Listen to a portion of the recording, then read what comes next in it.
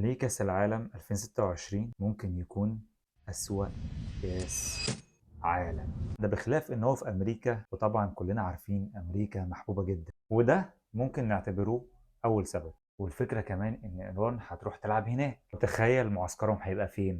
مش في أمريكا، في كندا. يعني هم مضطرين إقامتهم تبقى في كندا، ووقت الماتشات بتاعتهم يروحوا أمريكا. يعني أحلى من كده مفيش. وبالنسبة لمعاناتنا احنا كمصريين، المواعيد اللي بيننا وبين أمريكا وبين دول تانية برضه، يعني الليل في أمريكا نهار عندنا. يعني ممكن متوشة تتلعب الفجر، وساعتها في ناس كتير مننا هيبقى وراها شغل ومش هتقدر تشوف المتوشة دي. تعالى بقى أكلمك عن بعض السلبيات كأس العالم ده. أولهم، بالرغم إن النجيلة في أمريكا من أحسن الأرضيات المصنعة، بس مصنعة للفوتبول الأمريكية، مش مصنعة لكرة القدم، والمفروض تكون طبيعية عشان تتمهد لكرة القدم. والسبب الثالث كمان، المسافة اللي بين الاستادات بعيدة جدا، يعني ممكن توصل ل 230 كيلو. المنتخب بتاعنا مثلا هيلعب في استاد في سياتل، ويروح يلعب في استاد تاني فرق بينهم 230 كيلو متر، ما يعادل 4 ساعات أو 3 ساعات سفر. فبالتالي ده هيكون مرهق للعيبة، وده بيمثل ضغط على اللعيبة بجانب الضغط اللي متعرضين له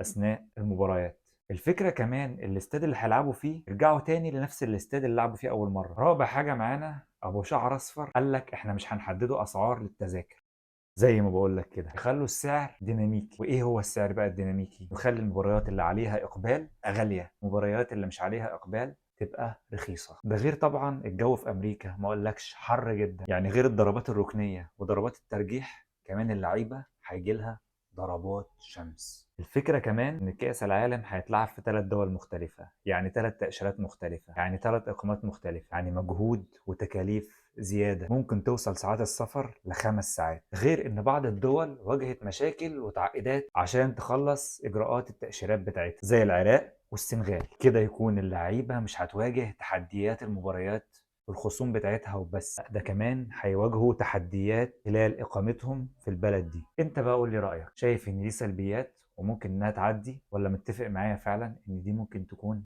أسوأ نسخة لكأس العالم؟ سلام.